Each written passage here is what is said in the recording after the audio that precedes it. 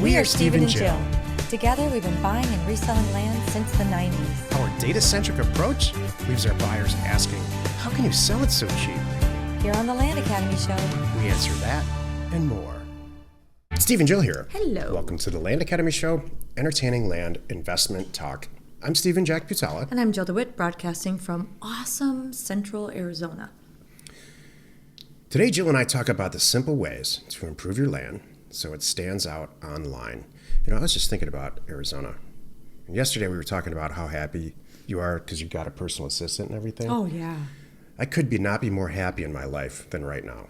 Oh. This is like the happiest Really? I've ever been, yeah. Really? Arizona Because you're not rocks. in California? Yes, that's part of it. Yeah, Jill, that's part of it. Okay. And I just feel understood here, and I feel like there's camaraderie, and the people that are here want to be here, and they believe in everything. In California, since March, half the people you talk to are disgusted, and they can't leave. We were fortunate that we could leave. I know. And it's too bad because they have family and jobs or whatever, or businesses. You know, we have a really good friend who owns two friends who own a bunch of restaurants, and they're really struggling, and they're real upset with the way the decisions that are being made. And we're just so fortunate that we're not subject to that. Mm-hmm. So I'm happy too. It's not just you. Good. I'm glad. Before we get into it, let's take a question posted by one of our members on the landinvestors.com online community. It's free.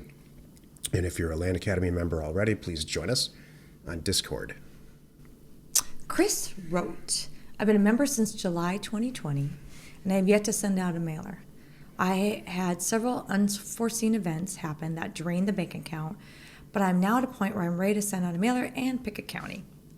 My question is, if I only have $5,000 to $10,000, would it be better to buy several cheap desert properties or send out a mailer in a more expensive, less competitive area and use Land Tank to deal fund? By doing the latter, I would be using the $5,000 to $10,000 to solely send out mailers and buy data. But on the other hand, it may be better as a beginner to send out my first mailers to an inexpensive desert area and fund the deals myself so there's less risk for my first few properties. Any advice or thoughts? I know what my answer would be, and I bet it's the same as you. We have the exact same answer on this. Go ahead. Go big. Use it on the data. Use it on the mail. Don't worry about funding the deal. I'll buy it. You need to forget about, think of it like this. You're never going to pay for a property. Mm-hmm. But what you need to do then is find some great property at fantastic prices. Get to know the area. Your job for the next 6 months, Chris, is to understand data, get into the whole mailer part, and understand how to answer the phone and generate some great real estate deals. Forget about the money. I truly, truly mean that. I just had a consulting call with a guy that said they have limitless money for this. They joined he scheduled a consulting call with me, and at the end of the call, and I said, this is how you mail, this is what you do with the urban counties, the whole thing. And I said, I got to tell you, man, I don't believe you're ever going to send out a mailer at all. I don't think you're actually paying attention. And I think you're making so much money as a lender, as a partner to other Land Academy members. Why would you? And he said, thank you. That's kind of what I wanted to get out of this, because I'm feeling bad about, I joined Land Academy, I never sent a mailer out. So what? You're here for the access to people like Chris. I've never been more serious about a topic on the show ever. Forget about the money. Just find great real estate deals and call Jill, and she'll fund them all. There are tons of people in our group that are here just for the access to people, have no intentions. More now. Right. Yeah, because they know how smart this group is, and they know this group will not fail. So that's what I'd say. And here's the reason why, Chris, because here are your two choices. Let me spell this out. You spend, I don't know, so you have $10,000, right? You spend $2,000 all in to do the data and everything to buy 8 $1,000 properties. You're going to flip them at least double, right? So $8,000, now you have $16,000. Okay. And that took how long? Because you had 8 of these 8 properties that you had to market, sell, get the pictures on, do the deals, when you buy them, all that stuff. Versus you take the same amount you spend the $10,000 or $5,000 or whatever. Let's just say $5,000. Keep good. $5,000 in the bank for the next mailer. Spend $5,000. You're gonna spend, you're gonna get out 5,000 units of mail. 10,000. Really, exactly. And you're going to pick up, and I want you to target like buy for $10,000 to $20,000 because they're worth $50,000, $60,000. You pick up 3 of them, if that. I mean, you do it, you go really conservative and you really be careful. And you got the best ones on the planet. Jill's doing math. Watch out. Totally. Anyway, you buy 3 of them, at 3,000, at 30,000. Actually, I fund them. You find there's 3 that we're buying $10,000 a piece, so it's $30,000 of my money. We're gonna sell them at $50,000 each, right? So it's $150,000, and we're splitting that. So what's 150, 120? You're making $60,000 minus your $5,000 investment. You made, instead of making $16,000, you made $45,000 or whatever it is. This is why I did the math wrong. we started 55. Land Academy. Yeah. This question. I couldn't be more serious about anything. We started Land Academy. People say, why did you give up this secret? Yeah. All you guys had to do is just never tell anybody. Don't tell about anybody, this. exactly. Don't start the Land Academy. Just go buy and sell property. Yeah. We have made 100 times more money and done 100 times more deals than we ever would have if we didn't start Land Academy. Right. Because it's easier to leverage money than time. Right. So now we have a bunch of people like Chris that need money, that are smart people, send a mail out. We're funding it. Right. We can do 50 deals in a day. Right. We can't do 50 deals in a day. Exactly. And you know exactly what to do, Chris. Yep. It's awesome. Submerge yourself into the education and the Thursday call. And eventually, in the second quarter, we're going to release a program where we walk you right through the process if you need it. It doesn't sound like you do. Today's topic, simple ways to improve your land so it stands out online. This is the meat of the show. What process are we talking about that we don't already share? Like we said yesterday, we're going to release a product called Land Academy Classroom. It's not free. Oh, that different one. If you need that, If you really want your hand held. Yeah. Yeah. So we have basically Land Academy is self-study. It's 15 to 25 hours, somewhere in there, depending if you watch them all, of content. That, which you can do on your own a lot before. And then now we've started to do some accountability groups for kind of motivation. And then we're going to do like a really hand-holding, I wouldn't call it that. It's just an immersion.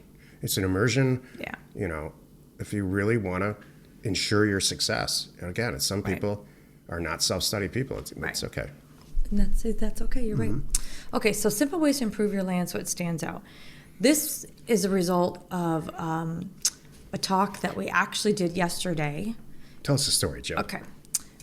Last week with Land Academy ladies, we, at the end of every week, we always pick what do we want to talk about next week as a group. And I put together some content, or somebody in the group, if they're better at it, puts some content together, and then we present and we all talk about it. It's great. So we picked for this week right now, as this is airing, we picked to do cheap and easy ways to make your property stand out.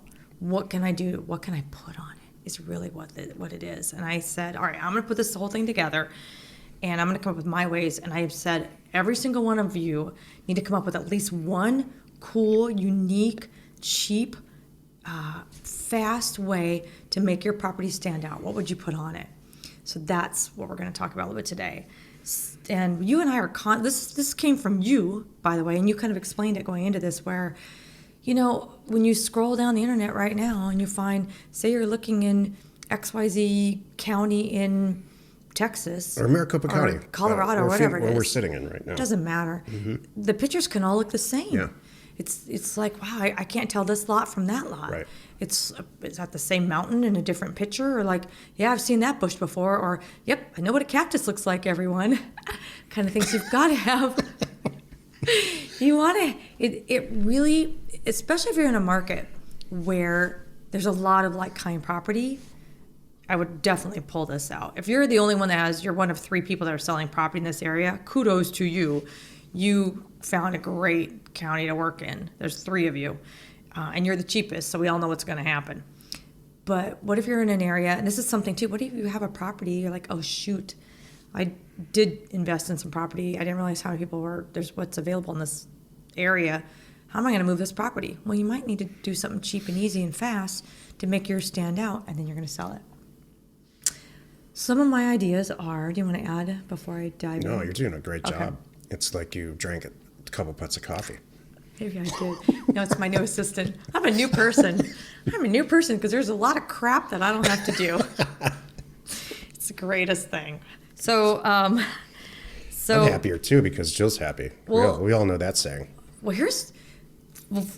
So I'm going to give you my list, and then I have a funny story, and then we'll talk more. So I made a quick little list of things, and I have more that I'm going to be adding, I know, with my groups, what they come back with. So things like put a stupid shed on there. It may not be great. It doesn't have to be brand new. It doesn't have to be a beautiful $4,000 tough shed kind of thing. In fact, don't do that. Yeah, don't do a $4,000 tough shed. Find one on Craigslist. Yeah. And see if they'll deliver it. Exactly. Someone on Craigslist for $500 to $1,000, somebody's got one. Yep. You could see one. Maybe you could see it behind me. Yeah, you can. See what's behind me right now in this picture if you can't tell. There's something like that. Someone's going to be selling one at some point and getting it out of their yard. If you go to the free section of Craigslist, there's always sheds on there. Yeah. And you could task grab it. Someone to pick it up. You could task grab it for a couple $100 saying, go dismantle this, put it in your pickup truck, put it over here, reassemble it, take a bunch of pictures, a couple $100, done. They would do that. They can do it in a couple hours. You get into it. You are so good about the mobile homes. I'll let you explain that. Show an RV. Do you have an RV? Do you have a camper? Pull it on there. There's $1,000 RVs on the internet all over the place that are falling apart. Look, don't put anything nice out there. Yeah. Because somebody will steal it. Put just an old RV, chain it to something if you need to, and write the description that's like, hey, I bought this property. I just put this RV on it to tell the truth, to make it look different. I don't know if the RV works. Whatever is there, it's yours. You get it. You figure it out. You can put a container. There's a person on the East Coast in our group who's famous for putting containers on property, and this is her statement is, there's a container on the property, and I'm not sure what's in it. Whatever it is, you can have it. You're going to sell that property in 2 days. Well, everybody loves the tiny house thing. And a lot of people are turning containers into tiny homes. You can say, I got you started. Perfect, the container's Joe. there. Great. Show up and now make it a home. I got you going. Someone will love that. Here's another thing. There's always, in these rural markets, I've never purchased property in a rural market where there hasn't been a used mobile home dealer somewhere close by. Call that person, tell them you want to buy the worst mobile home that they have, the one that's in the back that they can't get rid of, and you want them to deliver it, and then you'll give them $1,000. Somebody's got somewhere they're replacing. You'll sell the property in a week. Yeah. And make sure you tell them, and you're loud about it. It's not in the fine print, that you put it on there intentionally. It's not connected to anything. You don't know if there's water there. You don't know how the septic situation is. All you did was just drop a mobile home on there. It is not connected to anything, right. and nothing probably works in there. Someone's going to love that. They love that. Yeah. It's a challenge. If you've ever talked to a man in your life, I will take that challenge. Totally. The harder it is, the more I want it. And if it's cheap and all that, then it just makes sense to them. Yep. Exactly. It stops that question of what's wrong with it. It's so cheap. I was even thinking you have a beautiful property that has a stream in the back. Hire someone to go out there to pitch a tent, take some pictures. Excellent. And build a little fire. How cool. That would be dreamy to me to go.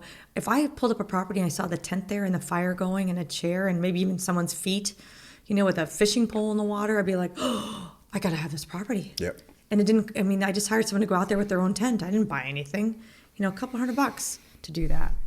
So what I was going to share. A woman in a bathing suit wouldn't hurt either if you're going to do that. Floating on a raft. Yeah. With the Budweiser in her hand. Cowboy boots on. A bikini and cowboy boots. Keep going, Jill. Now that might be over the line. That's not. Oh my gosh. A bikini, cowboy boots, sitting in a canoe with like. You're doing this, not me. I just said one phrase. You're just.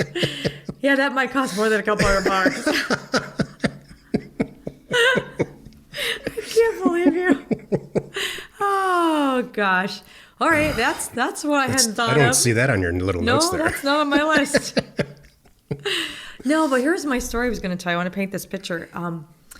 The girl that I have found locally that Truth Time, who does my hair, she's the cutest thing. She's in her 20s. She has a horse. She loves horses. She's just doing this on the side till she figures out what her grand plan is.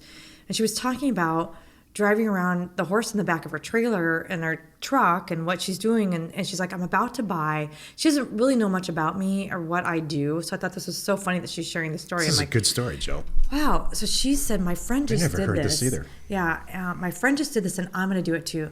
I'm looking for a cheap, rundown, crappy camper. I know I can go up to 27 feet, something like that, because that's what I can tow behind my truck. And I'm going to just gut the thing and make it my home. That's what I want to do. We should film this. She's like, my friend just did this, and my I'll ask her. Yeah, well, of course. When she gets, my friend just, I don't. Yeah, she's cute. Okay. Well, we have different definitions of cute, apparently. So leave it at that. So. If we didn't, I'd be worried. Okay. So she said, my friend just did this. She gutted it, painted it all white, had to redo, put these cool new black fixtures in there, all this stuff, and it's adorable. She's like, I want to do this, and I want to make it my own. I'm like, good for you. Is there some way we can go see her friends, the next time you talk to her? Oh, see her what her friend did? Take some pictures and share them with everybody. Yeah. Talk about the numbers. Maybe just interview her in front of it and just talk about the numbers. Absolutely. No problem. Probably didn't cost her $5,000 the whole thing. She's like, I want to do this, and so my head is going, well, okay, she's gonna need a place to put her camper, and that's where I come in. That's what we do. We are a land academy. We have the land. You bring the camper, kind of thing. You know what? I'm gonna do a show. I just read a very lengthy, detailed article that the state of Arizona put out called boondocking, and it's legal here. If you did that in California, they would run you in a prison system. Yeah. But boondocking is legal. There's some serious rules. You can only be in one spot for a certain. I'll do a whole show on it. I do know that usually there's restrictions. I shouldn't say usually. I don't know. Sometimes you're because you're proving me wrong. But sometimes you just have to. No matter what, you just have to check with the county and find out how long can I put something out here. Sometimes it's indefinitely. Yeah. Sometimes they're like up to whatever 6 months is. You have 179 days. And my joke, like at a time. So I've talked to people about this in the past with buyers. I'm like, here's the deal. 179 days. So you need to move it off, take some pictures that you moved it, and then we can put it back on for another 179 days. You think I'm kidding? It's like at a time. Like, well, that's easy. So there's ways to work around that. And if no one's complaining, you're fine too. What's so funny? Because you have to work around everything. Instead of, I'm telling you, like the rules are so attractive in Arizona that, maybe you could just follow the rules and everyone's happy. I did follow the rules at a time. You just talked about how the men want the crappier, the better. I want the more rules. It is. I actually like working around rules because that's my sense of accomplishment. I'm like, just tell me I can't do something. Watch me. Joe, you can't make $1 million this month. Oh. That ship sailed a long time ago. All right. I think I made my point. Happy you could join us today. 5 days a week, you can find us right here on the Land Academy Show. Tomorrow, the episode on the Land Academy Show is called The Good, the Bad, and the Ugly, about land sales on terms. You are not alone in your real estate ambition. That's going to be fun and funny because I have an in-depth thing because we did that on my Land Academy ladies group. We talked about this. We have 2 gals who've been doing terms deals. One of them has 92 on her books right now, 92 properties. Oh my gosh. Mm-hmm. And I'm not going to share any more than that. But I want to hear about this. Yeah, so they had a lot to say about this. Like I didn't even have 92 at a time because I couldn't stomach 92. So that's a lot. That's a lot of money coming in. It's like owning a 92 unit apartment building. That you don't have to pay any expenses on. Exactly. So we'll share about that.